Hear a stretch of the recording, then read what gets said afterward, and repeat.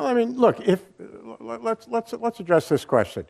What do you say about the children of people who have made bad economic decisions or have had bad luck, got sick, signed up for education in a field, that disappeared? I mean, I hope none of you is planning to be a travel agent or a photo enlarger. Those things are gone, and if you oriented your education toward that, you made a big mistake. Well, maybe you should pay for that mistake. But what about your kids who enter the market at a disadvantage compared to the kids of people who were luckier? Steve? Right? How are you going to deal with that? You want to go ahead? What are we going to deal?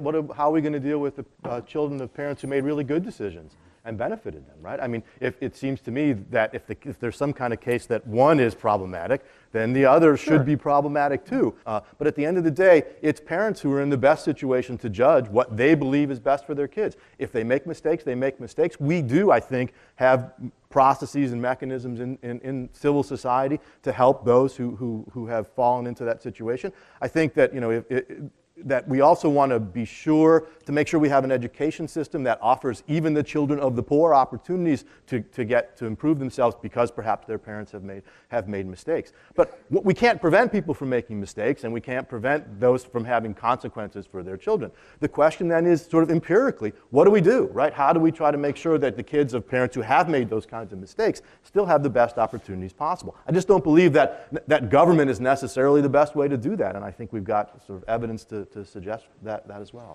But look, I mean, you want to have better education. Well, it's going to be hard to do that without government. And you want to have some kind of system that helps those people who fall into a bad situation for reasons outside of their control. Maybe you can do that without government. I suspect you're going to need government for that. So I think I think government is unavoidable. I'm suspicious of it myself, but I think just saying, well, something else will work better. Maybe it's highly speculative.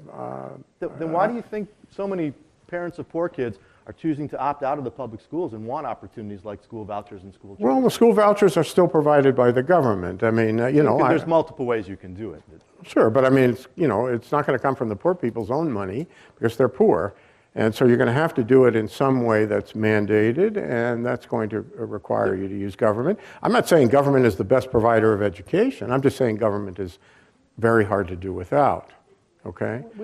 There's some interesting examples of places across the world, India, for example, that have opportunities for private schooling that poor folks are easily able to take advantage of. So I'm not so convinced that you can't get it done if you think creatively, and if the barriers maybe. I think it's an empirical question, but one that I think raises the serious question of whether you can do without government at all. And let me just throw out one other thing. I'm sure we'll disagree about this at last, and that is, I don't see that it's so bad to take away some of the unfair advantages that rich kids get.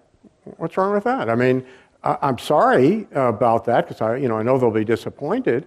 But if we think that people ought to start off on a similar baseline, then make it happen. Why allow the bequeathing of millions of dollars from one generation to another?